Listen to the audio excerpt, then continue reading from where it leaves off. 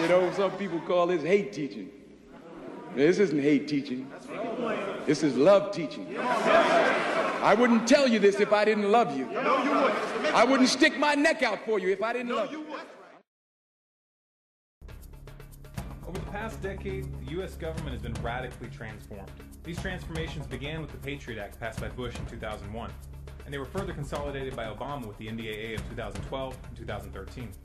The contents of these laws were ominous warnings of what was coming, but for the average American, the changes that were taking place had little effect on their lives.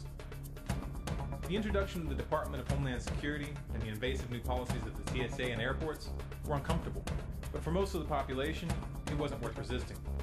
We heard stories of the government listening to people's phone conversations and searching houses without warrants, but this was all behind the scenes and it didn't really affect the population at large, so the outcry was limited.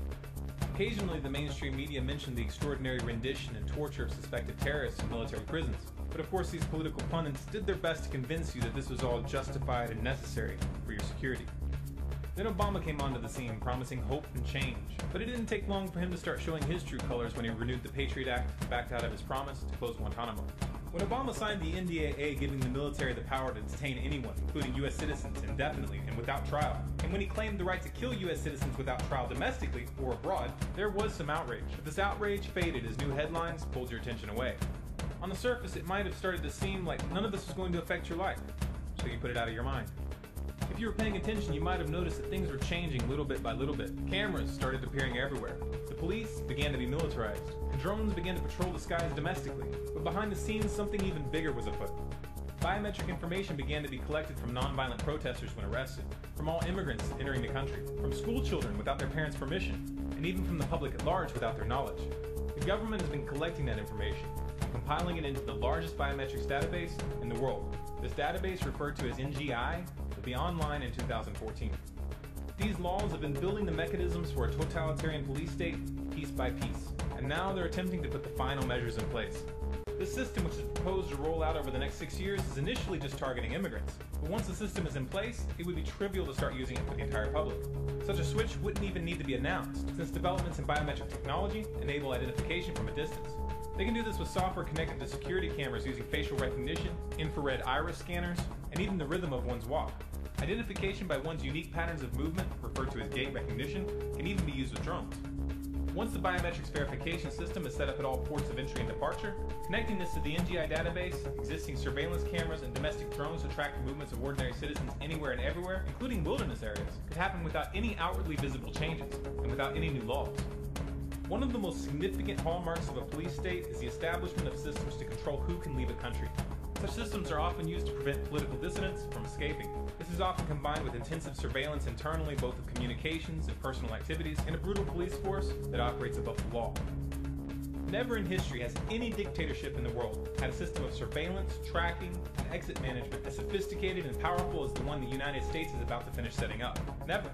The Soviets had elaborate borders with double barbed wire, minefields, and guard towers, but none of this compares to a border patrolled by high-tech drones linked to the world's largest biometric database, with biometric scanners at every point of entry or departure. If they get this through, they will have truly outdone George Orwell.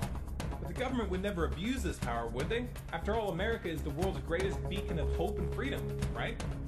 Well, the fact that the US government has already established a massive and secretive no-fly list, and the fact that anti-war activists have already been placed on this list for political reasons, should be considered a warning sign. In its current form, it's already impossible for citizens to find out if their names are on the list, and there's no process for getting your name removed from the list. What happens when the no-fly list becomes the no-leave list? So here's the real question. Do you trust the US government with this power? Do you actually believe that their primary goal is to protect you? If so, you haven't been paying attention. In 2013, we've been given a little glimpse of what's coming to America. In the Dorner case, we had a man accused of murder and condemned by the media as guilty based on a typed manifesto that he had supposedly written, even though there was no real evidence that Dorner had written the manifesto at all. A nationwide manhunt was put into motion. Whole highways were roadblocked and cars were searched. Police moved through neighborhoods searching hundreds of houses without warrants, and drones were said to have been deployed to hunt for him. And in the end, the police intentionally set fire to the building that he was supposedly hiding in, burning the man to death. The police initially denied that they set the fire, but later they were forced to admit that they had, due to a police scanner audio that got out to the public. And they got away with it. No one in the mainstream media or the government even blinked. Then we saw the Boston bombing case where 2 suspects were hunted down with equally tenuous evidence, even though photos from the event showed a number of individuals that were clearly involved. These other individuals were never mentioned by the authorities or the mainstream media. All attention was placed on the Tsarnaev brothers as if they were already proven guilty. The manhunt to catch these 2 boys was unprecedented. The DHS rolled down the streets with military-grade armored vehicles, searching house to house with no warrants, instituting an improvised form of martial law on the fly, just like that, because they could. The Tsarnaev brothers were finally caught, and they were shown in footage being arrested alive and well. Yet somehow, hours later, they were both shot full of holes. The older brother died, the other was left unable to speak, and the government and the mainstream media were silent. But the story didn't end there. Ibrahim Todashev, a friend of the Tsarnaev brothers, was brutally murdered by the FBI just weeks later. He was shot 6 times in the body and once in the back of the head. Murdered in cold blood, execution style. Todashev was unarmed, but the agents claimed that he attacked them. It's hard to imagine what an unarmed man could do to deserve a bullet in the back of the head. All of this establishes a new precedent, where the US government chases down suspects with militarized manhunts, instituting martial law on a whim, and acting as judge, jury, and executioner in the field. They kill with impunity based on flimsy or non-existent evidence, all with the support of a mainstream media circus that televises the whole event for your entertainment. 1 tear gas grenade, $16.49. 10 zip tie handcuffs, $13.95. 1 box of rubber bullets, $17.99. 1 pair of black combat boots, $99. The realization that you pay the salary of the thug who's smashing your face into the pavement with that boot, while his buddies handcuff your fellow protesters and fire rubber bullets into the crowd? Priceless.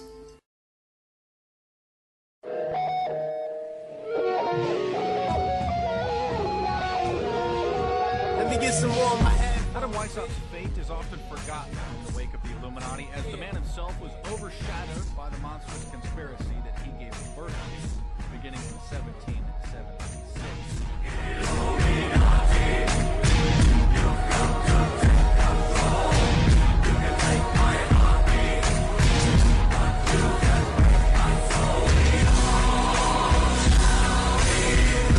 Live in the projects, we descend from slaves. A lot of us don't even got shit and do anything to get paid. Who jigger that nigga ain't Satan, and West just good at best. And if they homo, I do not know, and I could care less. Nah, they ain't the Bilderbergers, nah, they ain't the Rothschilds. That's right, they the Rockefellers, nah, that's just them niggas style. Illuminati, selling your mind, soul, and your body, and they ain't ever need no rappers to accomplish that.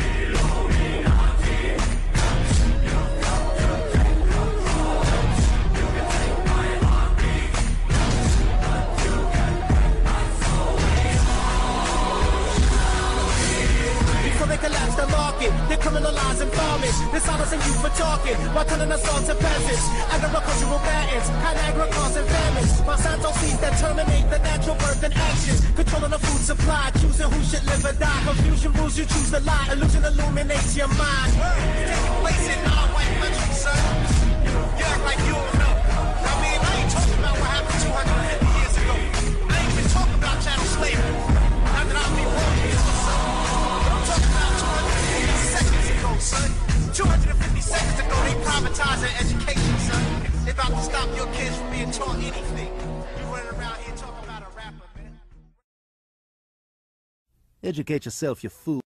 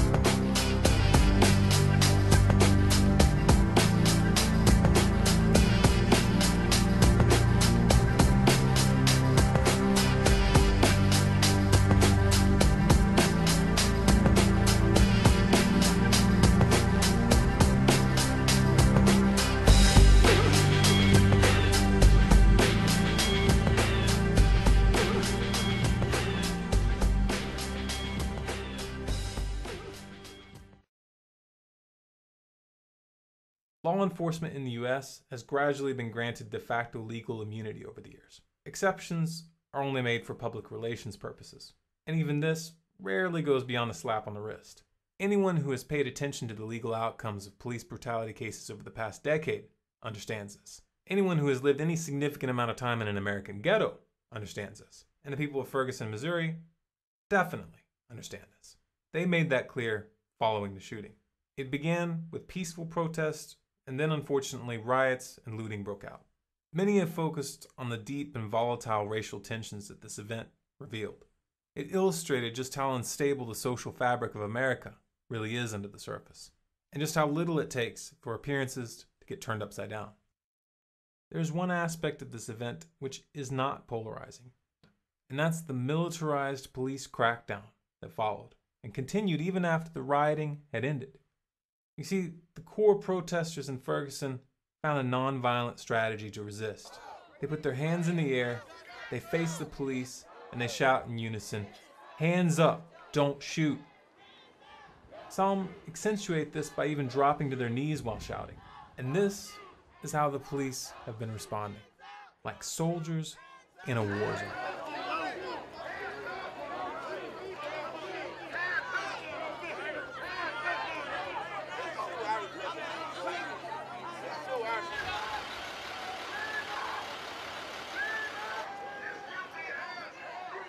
This is a town of 21,000, and we're seeing local police decked out in full battle gear, pointing multiple automatic weapons at unarmed protesters who already have their hands up.